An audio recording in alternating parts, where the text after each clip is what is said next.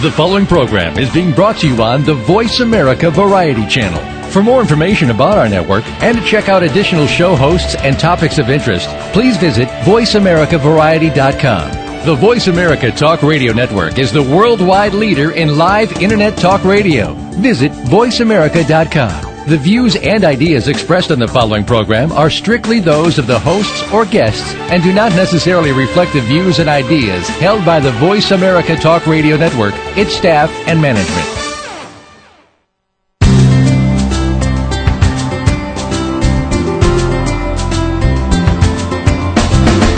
Good afternoon. Welcome to Relationship Radio with your host, Jim Duzak. Are you interested in marriage, divorce, midlife dating? Keep it tuned right here for the next hour as Jim and his guest explore some fascinating and important topics. Now, here's your host, Jim Duzak. Hello, and welcome to Relationship Radio. I'm Jim Duzak. I'm a divorce lawyer and mediator, a columnist for ConnectionsForWomen.com and BoomerLiving.com, and the author of the book Midlife Divorce and the Rebirth of Commitment. At one time, I even owned a dating service. You can learn more about me if you'd like by visiting my website, www.attorneyatlove.com. This is not a call-in show, but I do love to hear from listeners. So if you have a question, a comment, or a suggestion, please email me at jim@attorneyatlove.com. I'll do my best to get back to you the same day. My guest today is Kelly McDaniel. Kelly is a therapist, workshop leader, and the author of the book Ready to Heal, Women Facing Love, Sex, and Relationship Addiction.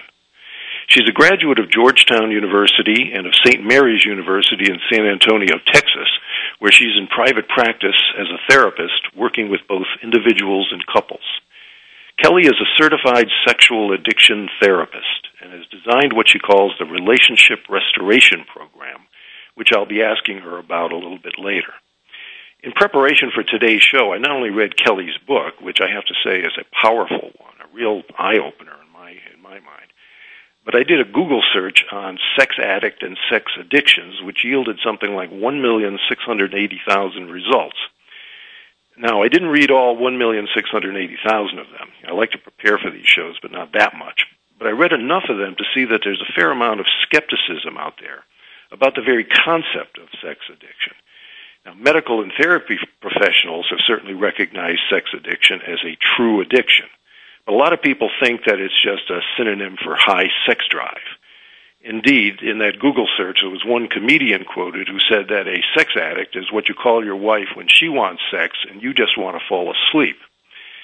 But the reality is a lot more serious and a lot more complicated than that. And that's why I asked Kelly McDaniel to come and talk with us today. Kelly, welcome to Relationship Radio. Thank you. It's good to be here. Well, it's great to have you. I'm fascinated by not only your subject, but also you. How did you come to be so interested in love, sex, and relationship addictions? Well, thank you for asking. I get that question quite a bit because I think when a lot of what I do is give talks and workshops about this, and people are like, how in the world does someone decide to make sex addiction a specialty? And it's one of those things that picked me. I was in my training and internship thinking I was going to be focusing on eating disorders. I see. In doing that, realized that most of my clients used food to cover up really a terrible loneliness that they were also medicating with romance, with love, and with sex. And yet those issues are not addressed in most training programs. In fact, a lot of graduate programs don't talk about sex really much at all. There might be a small program or a small class on human sexuality. Even now, with the greater awareness of these things, that's still true. Well, I think hopefully it's changing in more current programs. It's been a while since I was in school, so I would like to say that's changing, although I'm not real sure. You mentioned that medical professionals, therapists are coming on board with this concept of sexual addiction. That's true for some. It's not true for all. I see. Yeah. What really fascinates me about the whole concept of love and sex addiction is that, superficially at least, it seems to affect almost everyone if you really think about it. In other words, it's normal, isn't it, to get that rush of excitement or those free-flowing endorphins when someone new comes into our life? completely normal and designed that way for wonderful biological procreative reasons. We are designed to enjoy the process of falling in love and the intoxication that comes with that. But you couple that with a society that's fairly addictive in nature. We want what we want now. And yes, I think you bring up a good point. This is somewhat epidemic. I think people are coming across addictive friends, family members, even parts of ourselves when it comes to falling in love, when it comes to witnessing sex, especially now with the Internet and things of that nature. Mm-hmm. You know, maybe I should, before we get too far into the discussion, I should ask you how you personally define sex addiction and love addiction. Oh, I'm glad. Yes, let's talk about that. Sex addiction and love addiction, I think, bring up really two different ideas in most people, especially for women. Mm-hmm. Sex addiction carries a lot of shame with it. You know, a guy can be a sex addict and he's a player, but if a woman is a sex addict, she's all kinds of terrible. Mm-hmm.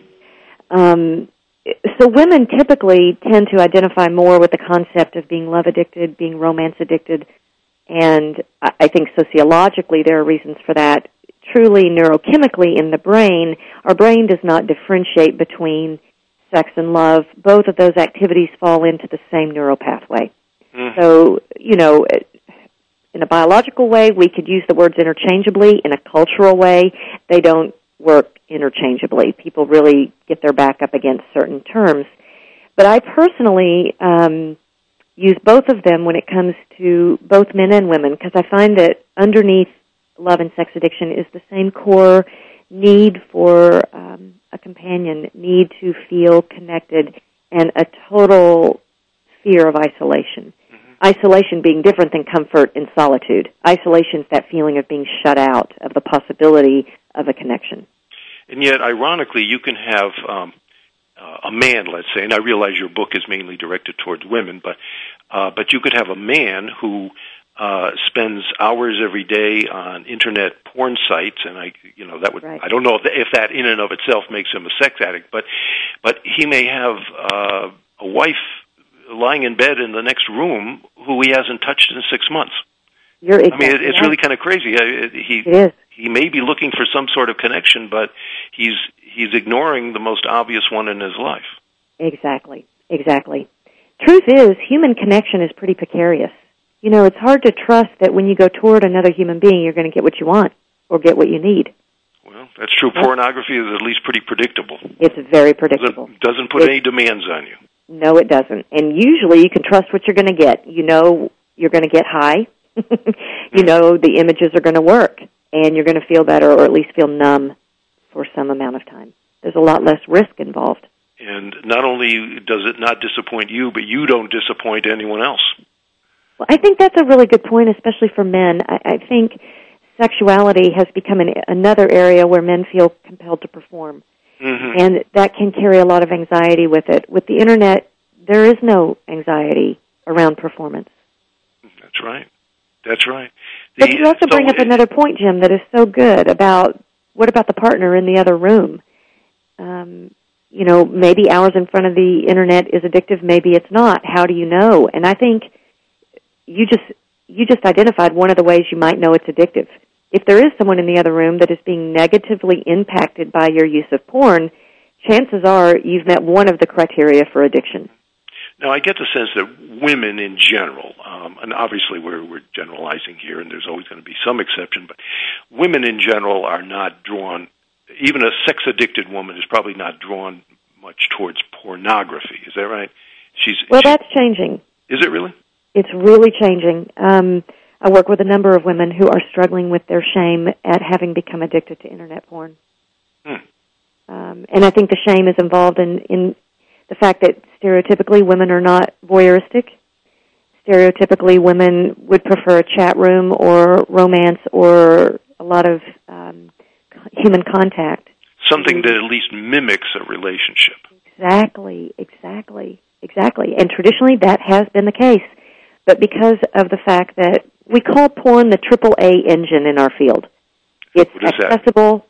These are the 3 A's. It's accessible, it's affordable, and it's anonymous. So what you have with that... Before, but that really sums it up, doesn't it? Exactly. A woman who might not have walked into an adult bookstore or who might not have, rented a DVD might get on the Internet and find herself hooked.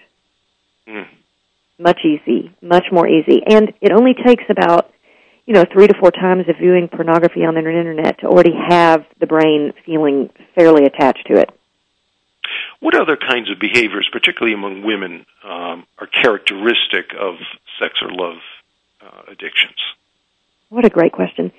Women act this disease out in so many different ways. I mentioned chat rooms. That's a very popular way.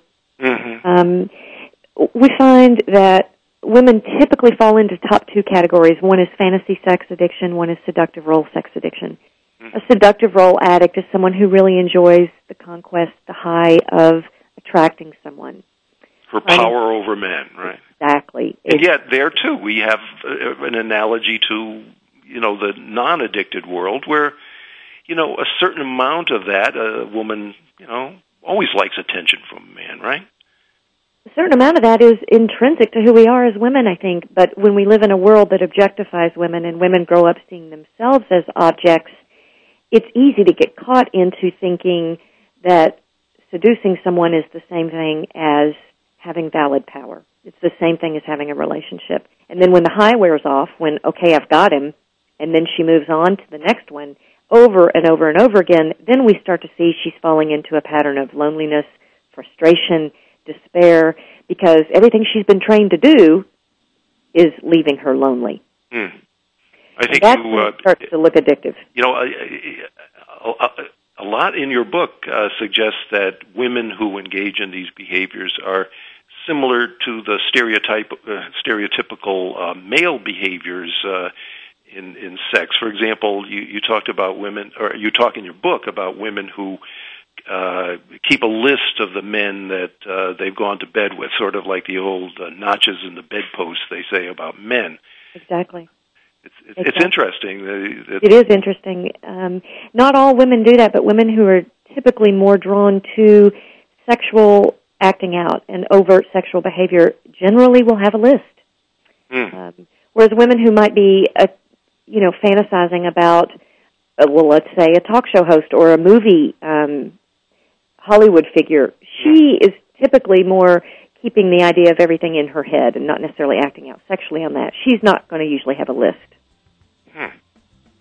It's really fascinating stuff. We've got to take a short break now, but we are going to be back in just about 2 minutes with more from Kelly McDaniel on the author of the book, Ready to Heal, Women Facing Love, Sex, and Relationship Addiction. This is Jim Duzak, and it's Relationship Radio.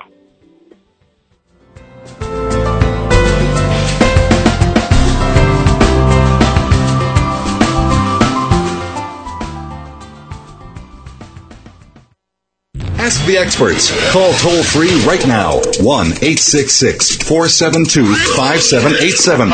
And ask our All-Star team to answer your question. That's 1-866-472-5787.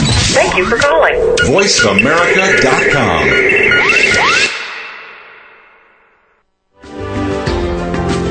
Hi, I'm Jim Duzak, host of Voice America's Relationship Radio. I'm the author of a book called Midlife Divorce and the Rebirth of Commitment. It's a book that deals not only with divorce, but with how to enhance your marriage and possibly avoid divorce. Every chapter of the book contains real-world information and advice on issues like sex, money, communication, in-law problems, and the temptation to have an affair. For those thinking of separating or filing for divorce, the book explains how to do it the right way. It also deals with the critical issues of life after divorce, including when to start dating again and how to avoid repeating the mistakes of the past. If you visit my website, www.attorneyatlove.com, you can read excerpts from all 17 chapters of the book. If you'd like to order the book, the site has direct links to Amazon.com and the other major online booksellers. And you can use the site to contact me. I'd love to hear from you. The latest business information is made simple with the Voice America Business Network. The professionals in the business world bring you live talk radio shows featuring an array of business topics, strategies for building wealth, sales and marketing, stock trading, investing, and business technology. Voice America Business hosts are professionals in their fields and bring to the airwaves weekly business discussions that offer up-to-date information, advice, and education. The Voice America Business Network, the bottom line in business talk. Want to have behind-the-scenes access to some of the greatest minds of today? On Shift in Action, we feature leading-edge innovators who are building a more conscious, sustainable, and healthy culture. Host Stephen Dinan offers live shows with evolutionary leaders such as Deepak Chopra, Van Jones, and others who are creating new paradigms for conscious living. You can keep your finger on the pulse of the latest frontier work with our weekly transmission of Inspired Wisdom on Shift in Action, broadcast live every Tuesday at 9 a.m. Pacific Time, noon Eastern Time on Voice America. Stimulating talk. Gets those synapses in the brain inspired really fast. All the time. The #1 Internet talk station where your opinion counts. VoiceAmerica.com.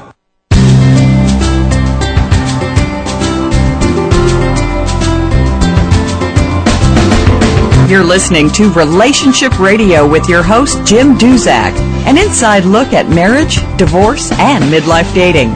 Now, back to Jim Duzak. Welcome back. We're talking today with therapist and author Kelly McDaniel. Kelly's book is Ready to Heal, Women Facing Love, Sex, and Relationship Addiction. Her website is www.kellymcdaniellpc.com. Let me spell that out because that may be hard to grasp. KELLYMCDANIELLPC.com. Kelly, I had mentioned earlier before you came on that a lot of people, lay people as opposed to professionals in the field, think that a sex addict is really nothing more than a person who has a high sex drive or who fantasizes a lot about sex. What separates a true sex addict from a person who just fantasizes a lot? You bring up such a good point. I've had people say to me, what would be the point of being a sex addiction therapist? You must not have any work, because people would love to have that addiction. That's right. But there is a real agony and a real desperation for a sex addict or a love addict, relationship addict, because there are negative consequences that start to happen. Mm-hmm. And this is what differentiates someone who has a love for sex and an enthusiasm for romance and life from a true person who's falling into addiction. Someone who's falling into addiction is going to start showing some symptoms, and they're going to look a little bit like having negative consequences and yet continuing anyway. For example, maybe an STD, unplanned pregnancies, health or financial problems, but still doing the behavior. Or loss of time. For example, somebody sits down and thinks, well, I'm just going to look at this for about an hour, and 6 hours later they're still on the computer viewing pornography and they forgot to pick up their kids at school. Mm-hmm. Another example would be having the behavior impacting family members, friends, and you're having complaints. People are saying, we don't see you much, or they're unsatisfied, and that's not getting through either. Or let's say a person tries to stop the behavior, tries to stop an affair, tries to stop the use of pornography, tries to stop going to strip clubs and can't, or tries to stop and goes into withdrawal. This addiction, like any other addiction, is like pulling the IV out of your arm. If you actually try to stop it, you're going to find irritability, restlessness, crankiness, general kind of physically ill at ease. I had one client say she felt like she couldn't drive her car while she was trying to withdraw from a particularly destructive relationship. Really? Oh, yeah. Years ago, Norman Mailer wrote a book that he called A Prisoner of Sex, and he wasn't really talking about addiction in the same way you're talking about it, but that would be a pretty apt way of describing it, wouldn't it? I think so. Really become a prisoner of this. And as you were saying before, it's really, unlike the way sex and love is supposed to be, it's not fun, it's not fulfilling, it's not satisfying at any level, right?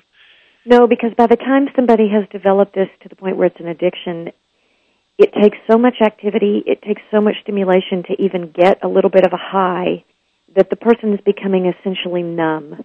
Mm-hmm. It's like a cocaine addict needs more and more and more to get the same high, and eventually it's just not even really working.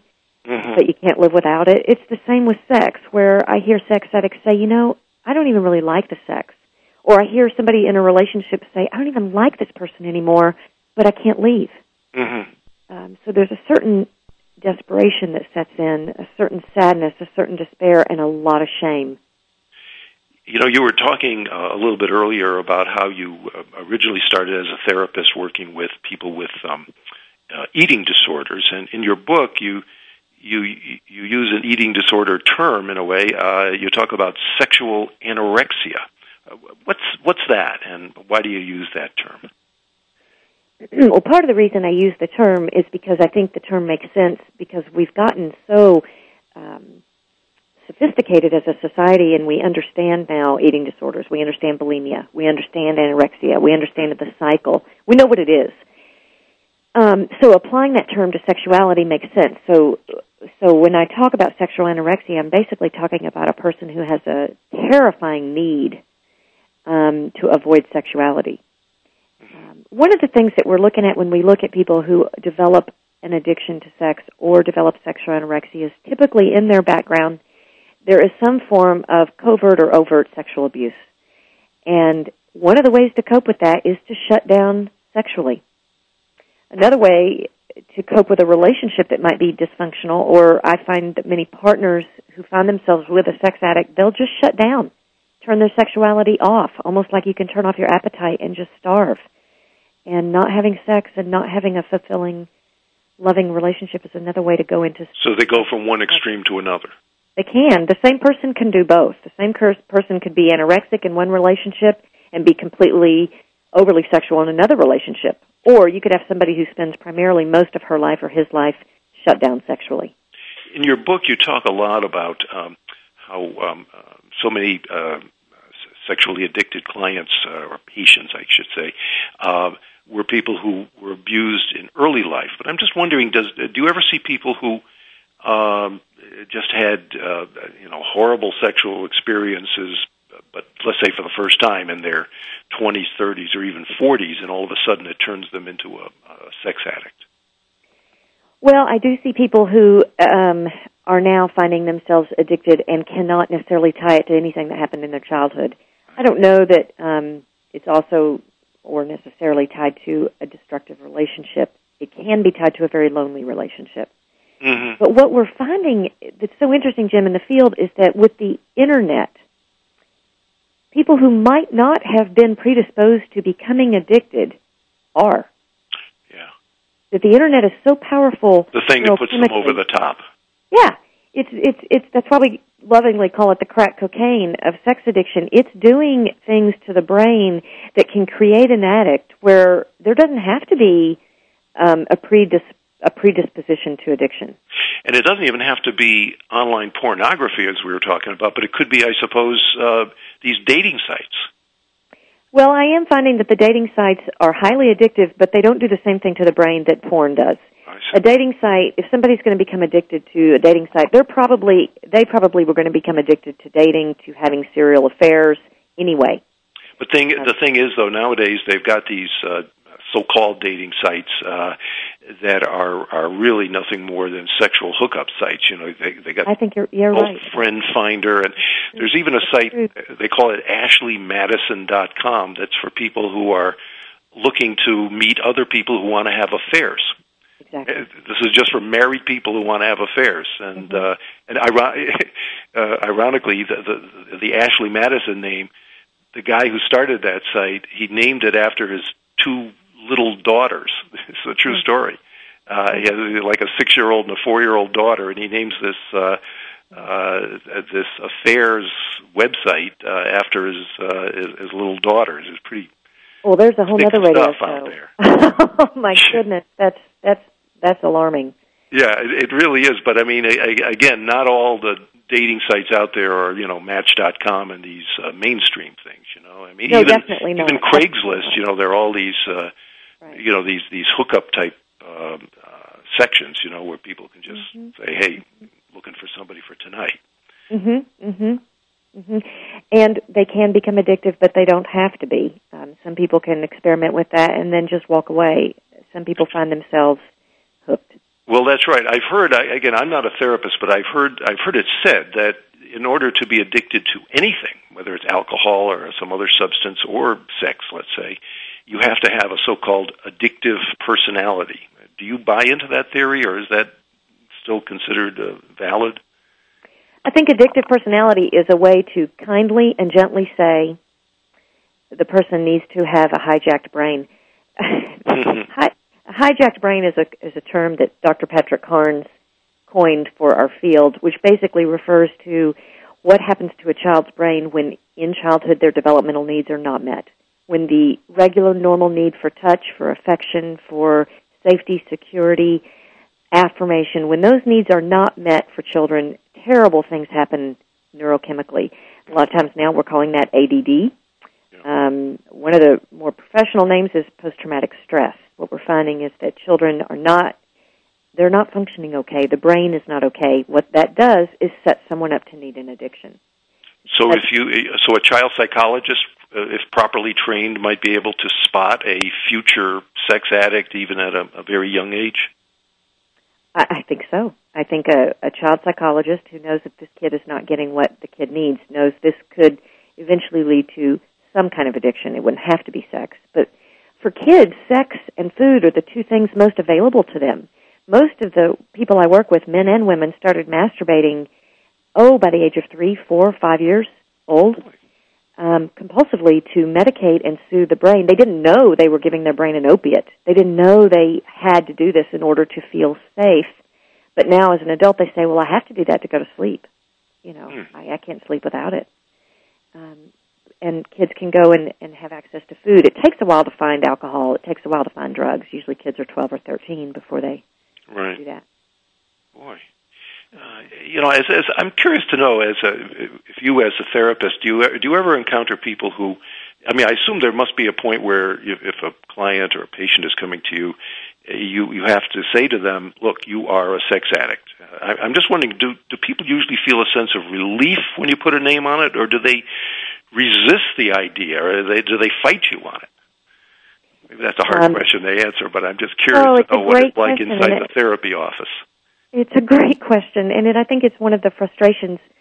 And the answer is both. I find some people who are so thrilled when we can identify this and name this together, and the feeling is, you mean other people do this? I'm not alone. I'm not crazy.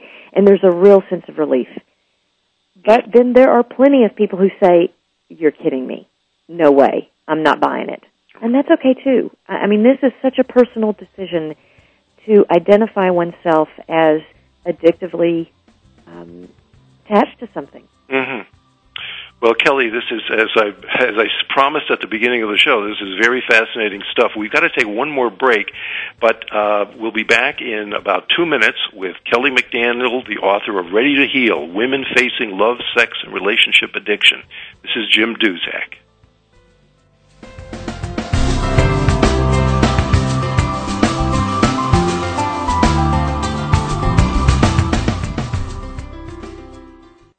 Talk, talk, talk. That's all we do is talk. If you'd like to talk, call us toll-free right now at 1-866-472-5787. 1-866-472-5787. That's it. VoiceAmerica.com. Hi, I'm Jim Duzak, host of Voice America's Relationship Radio. I'm the author of a book called Midlife Divorce and the Rebirth of Commitment. It's a book that deals not only with divorce, but with how to enhance your marriage and possibly avoid divorce. Every chapter of the book contains real-world information and advice on issues like sex, money, communication, in-law problems, and the temptation to have an affair. For those thinking of separating or filing for divorce, the book explains how to do it the right way. It also deals with the critical issues of life after divorce, including when to start dating again and how to avoid repeating the mistakes of the past. If you visit my website, www.attorneyatlove.com, you can read excerpts from all 17 chapters of the book. If you'd like to order the book, the site has direct links to Amazon.com and the other major online booksellers. And you can use the site to contact me. I'd love to hear from you. Are you ready to grow your business? Listen for the Independent Business Owners Show with your coach, Rick Corrado. This entertaining talk radio program will bring you the tools to help increase your business. You'll learn sales success, time management, lead generation, business development, life balance, and much more. Rick Corrado is here to help you take your business to the next level. Listen for the Independent Business Owners Show, heard live every Monday morning at 11 a.m. Eastern Time, 8 a.m. Pacific on the Voice America Business Network. The biggest secret about men is that they are far more complicated than we often give them credit for. Join Dr. Chris Blazina as we discover more about the secret lives of men. This is an informative and positive program exploring the various facets of men's lives, from growing up to growing old. The Secret Lives of Men with Dr. Chris Blazina is broadcast live every Tuesday afternoon at 5 p.m. Eastern Time, 2 p.m. Pacific Time on Voice America. Streaming live, the leader in Internet talk radio, VoiceAmerica.com.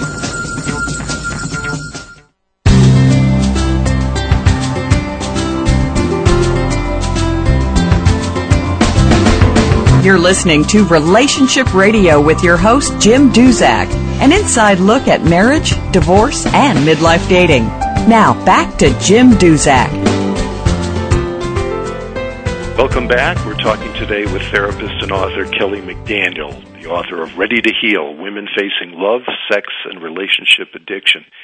Kelly, a little bit earlier you were talking about, I think you used the word cycle or addictive cycle or belief cycle. I forget the exact term you used, but how do you break a cycle? In other words, how does a therapist like yourself approach this? How do you try to treat these problems? Well, it's a very lengthy, sophisticated process, and I don't know if there's a nice, tidy answer for that, but you've identified the main issue, which is it is a cycle that has to be broken. But the cycle can be broken in about 4 or 5 different points, and then in many, many different ways, and it's different for men and different for women. Mm-hmm. Men typically tend to be more task-oriented and driven toward a goal. So breaking a cycle for a man involves a lot of activities, homework assignments, and clear direction. For a woman, it's a little different. Women tend to be more relational, and if you give a homework or a task assignment, it doesn't always go as well. So breaking a cycle for a woman usually involves more trust-building relational work first, and then looking at what the pattern is and where we can stop something. For both genders, breaking the cycle is really essentially about going back to that belief system that no one would love me if they really knew me. Mm-hmm. And really figuring out where that came from. They all have it. And dismantling it as a lie. Do you do this? I mentioned earlier your something that was in your book called a relational restoration program. Is what you're talking about part of that?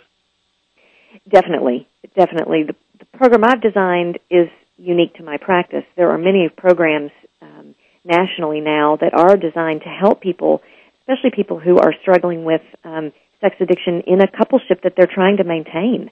Mm-hmm. So there are programs designed to help couples. There are programs designed to help individuals. So yes, the program I have is what I can do, but there are lots of good programs. There were also these 12-step type programs, right? These sex abusers and not sex abusers, Sex Addicts Anonymous and things like that. Do they tend to work? They're extremely effective. The 12-step programs that are modeled after AA are varied. There's Sex and Love Addicts Anonymous, Sex Addicts Anonymous. There's Love Addicts Anonymous. There's Partners of Sex Addicts Anonymous. And these programs are extremely effective in identifying the addictive cycle, identifying how to stop it, and then finding a culture of support where people can share similar stories, similar pain, and help one another with staying sober. And unlike anything else we have going, these things are more effective.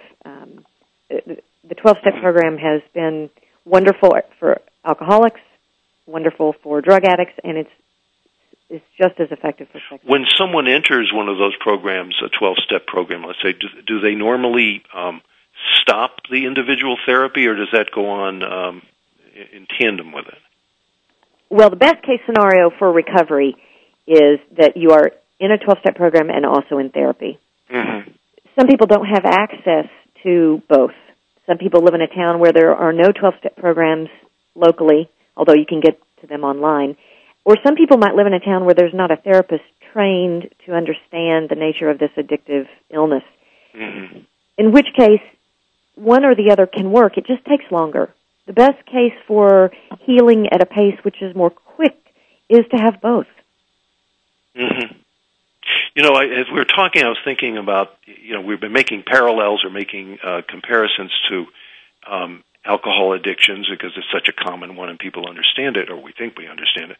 But it struck me that in one respect, I would think that a recovering sex addict, if you want to use that term, is different from a recovering alcoholic, in that the recovering alcoholic, as I understand it, can't have any alcohol, right? But Exactly. I would think that a recovering sex addict, the goal is to be able to have sex, but just not destructive sex, right? That's right. That's why this addiction in SLAA, Sex and Love Addicts Anonymous, is lovingly called the Vietnam of 12-step programs. It is really precarious to identify something as addictive that ultimately you're going to use and hopefully healthy. And it's very, very challenging. I can just imagine. On the flip side of that, though, most people who do find themselves in recovery from this find themselves with much more satisfying sex lives than someone who maybe didn't have this path. Well, gee, that really is the goal, isn't it?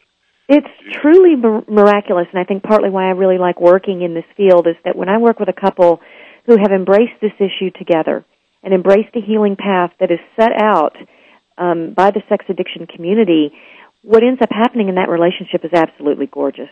And it takes time, and it is hard work, and it takes a lot of commitment. But anything you put that much time and commitment into usually yields some really nice results, and this is no exception. You know, I think you told me at one point that you also work with individuals and couples who are not sex addicts.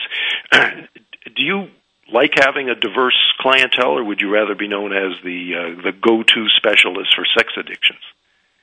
I really enjoy the diversity of what I do, although because I did write a book geared toward women, and the focus of a lot of my research has been culture, how it affects sexuality for women, I'm enjoying being kind of a go-to person for people who are interested in women, interested in how to treat women, and interested in the impact of culture on female sexuality. But even with working with people that are not addicted to sex or romance, everybody struggles with issues around sexuality. It's core to who we are. So there's really more similarities than there are differences. Yeah, I could imagine. You know, I wanted to ask you one thing about 12-step programs. This is going to sound like I'm being sarcastic or something, and I'm not. But or maybe cynical is the right word. But I just wonder whether in sex addict 12-step programs, at the actual meetings, do they segregate them by sex? In other words, do you have men and women in the same class or meeting? Because it just seems to me that a lot of guys may be a great place to act out. Yeah, I mean, what better place to meet women that are sexually vulnerable? And a lot of guys may fake a sex addiction. Again, this is the cynical part of me, but in order to get to one of these meetings, does that ever happen? I mean, I would think it happens. I'm sure things like that happen, although these 12-step groups are pretty on to that kind of thing, and there's all kinds of rules and guidelines, such as if you're a woman, you only talk to women. If you're a man, you only talk to men. You do not pick someone of the opposite sex to be your sponsor. If you're flirting in a meeting, somebody's going to call you out on it. I mean, there are all kinds of guidelines because this could happen. Well, and even with those guidelines, I'm not saying it wouldn't happen, but there are guidelines in place. Yeah. How about what I would call traditional group therapy sessions led by a trained therapist, such as yourself, let's say?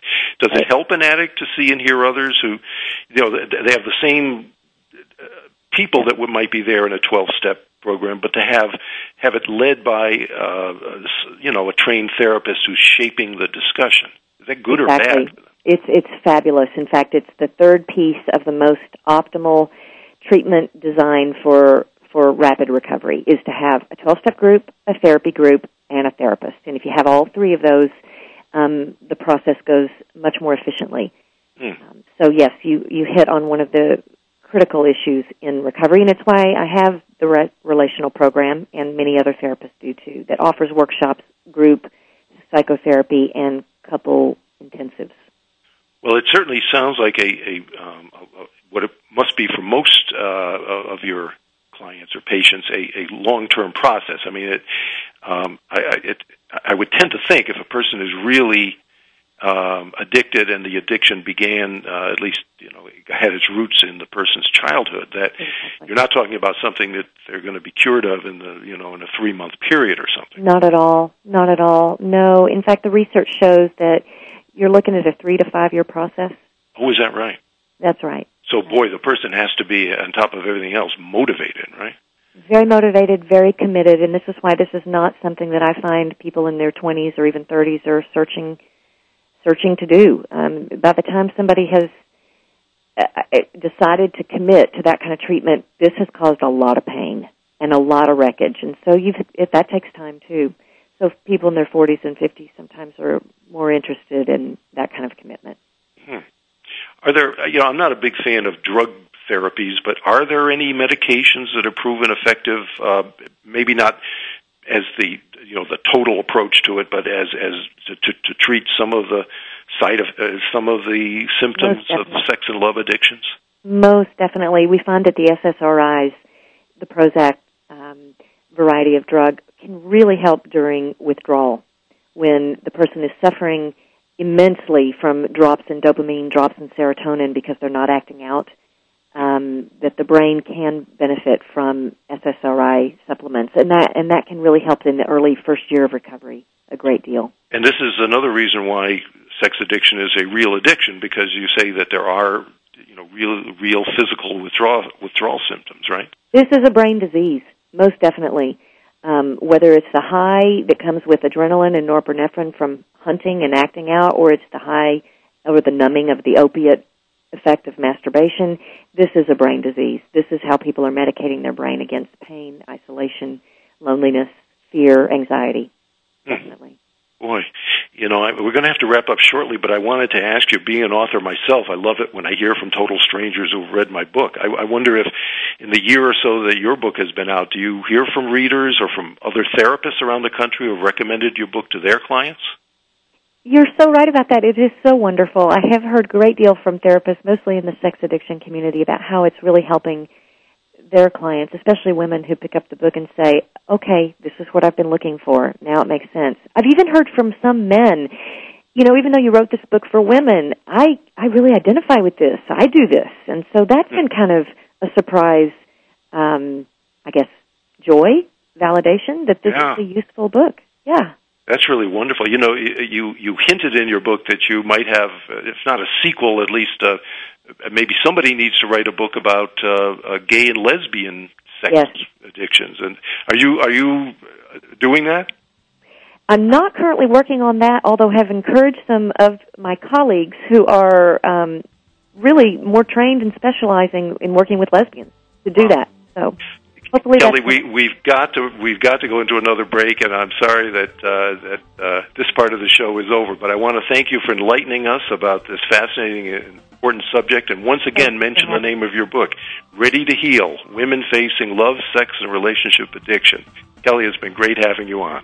Thanks so much, Jim. You're welcome. But there's still more to come. After the break, I'll tell you about the well-meaning stranger and why you don't want to meet him if you're getting divorced. Next on Relationship Radio.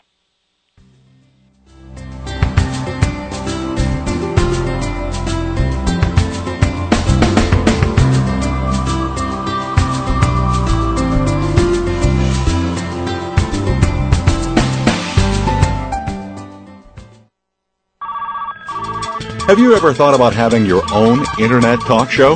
Well, if you said yes, then click About Us. Then click Be a Host to get more information.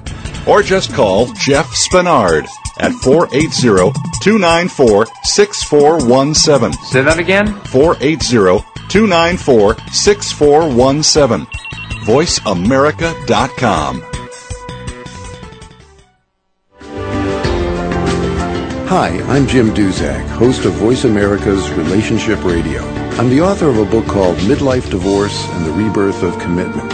It's a book that deals not only with divorce, but with how to enhance your marriage and possibly avoid divorce. Every chapter of the book contains real-world information and advice on issues like sex, money, communication, in-law problems, and the temptation to have an affair. For those thinking of separating or filing for divorce, the book explains how to do it the right way. It also deals with the critical issues of life after divorce, including when to start dating again and how to avoid repeating the mistakes of the past. If you visit my website, www.attorneyatlove.com, you can read excerpts from all 17 chapters of the book. If you'd like to order the book, the site has direct links to Amazon.com and the other major online booksellers. And you can use the site to contact me. I'd love to hear from you. Total career success. What does it mean to you? Voice America presents a radio program dedicated to help you achieve your career goal.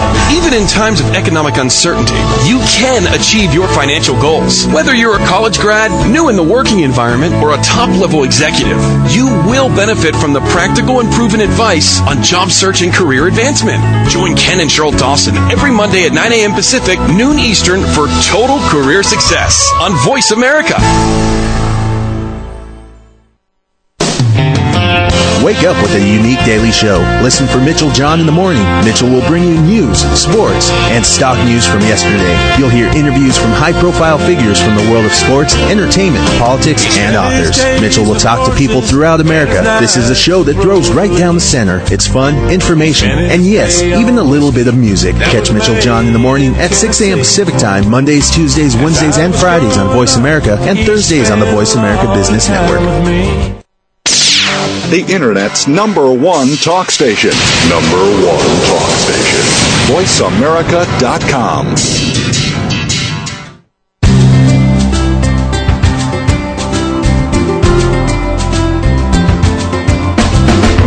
You're listening to Relationship Radio with your host, Jim Duzak, an inside look at marriage, divorce, and midlife dating. Now, back to Jim Duzak. Hello again and welcome back. I mentioned earlier that in addition to being an author and a talk show host, I'm a lawyer. Since lawyers always love to plead their case, I call the final segment of each show my closing argument. What I try to do is to make my case, so to speak, on a particular relationship issue and offer some advice that you might be able to use right now. The issue I'll be discussing today is why you shouldn't let a stranger decide your divorce case.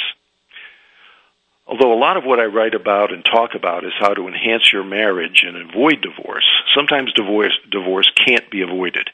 Unless you're a glutton for punishment, if you're in a marriage characterized by physical and emotional abuse, repeated infidelities, or untreated alcoholism or drug addiction, you're probably going to wind up filing for divorce someday.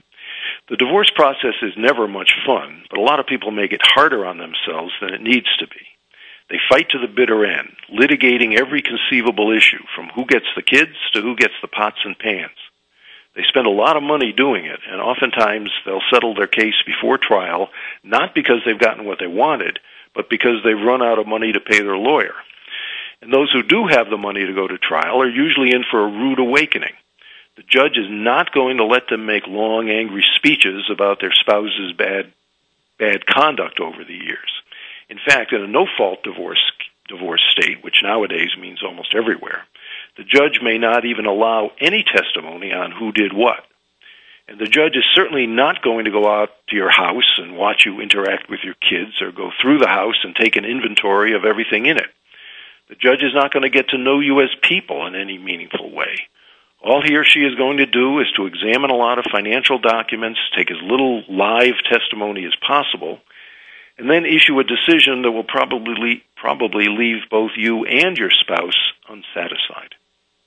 Now, I don't mean any disrespect to divorce court judges, but the judge in your case is nothing more than a well-meaning stranger.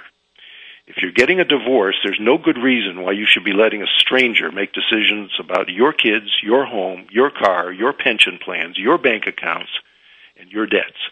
You and your spouse should be making these decisions. Despite your differences, you know each other. You know which issues are truly important to each of you and which ones can probably be compromised.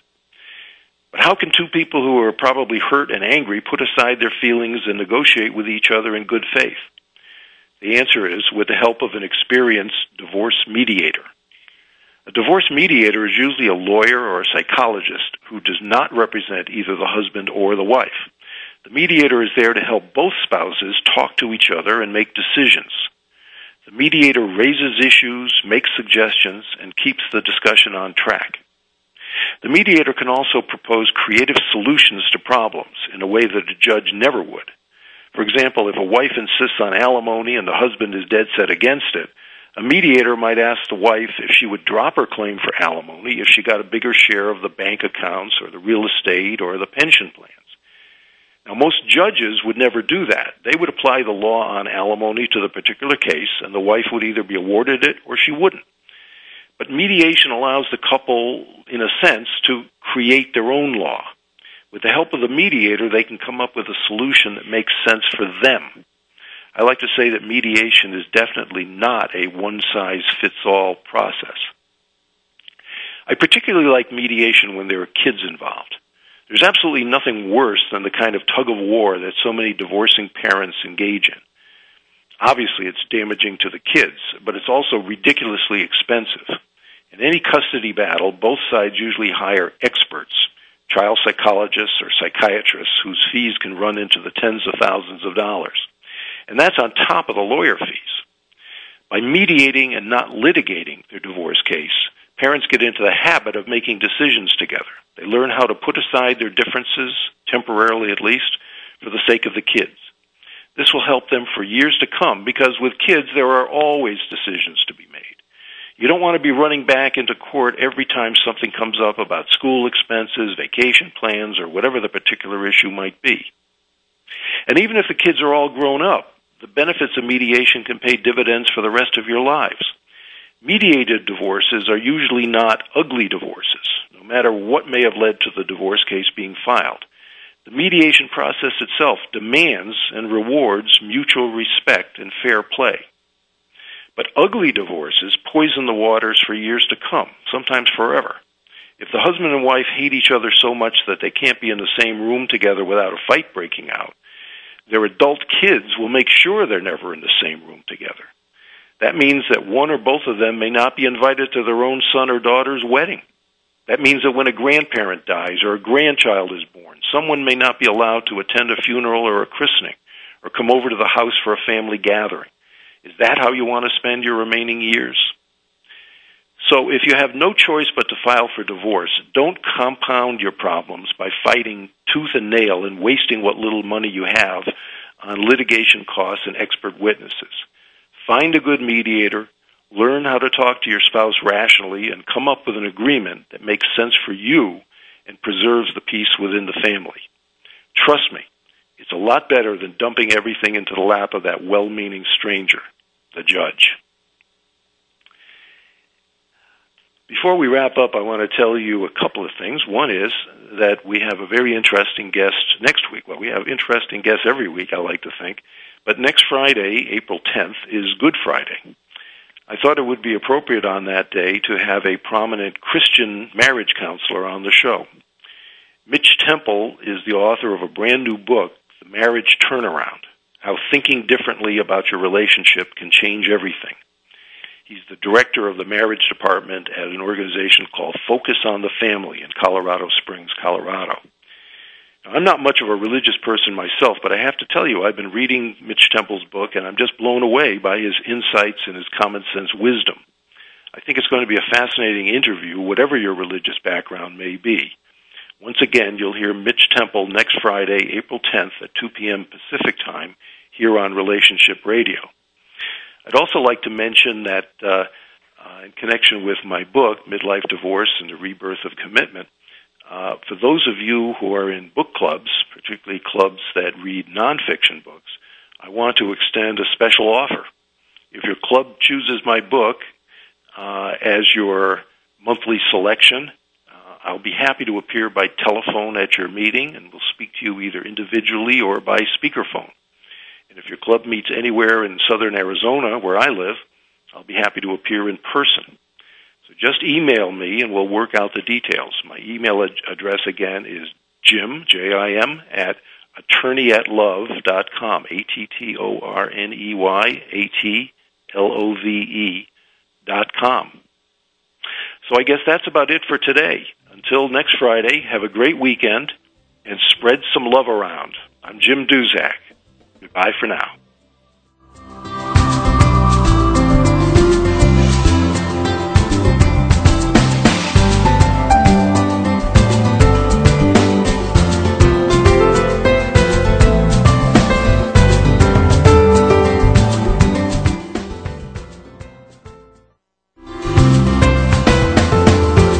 Thanks again for joining us this week on Relationship Radio with Jim Duzak. Please join us again next Friday at 5 p.m. Eastern Time, 2 p.m. Pacific Time on Voice America.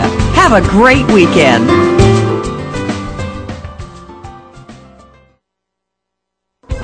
Thanks again for listening to the preceding program, brought to you on the Voice America Variety Channel. For more information about our network and to check out additional show hosts and topics of interest, please visit VoiceAmericaVariety.com. The Voice America Talk Radio Network is the worldwide leader.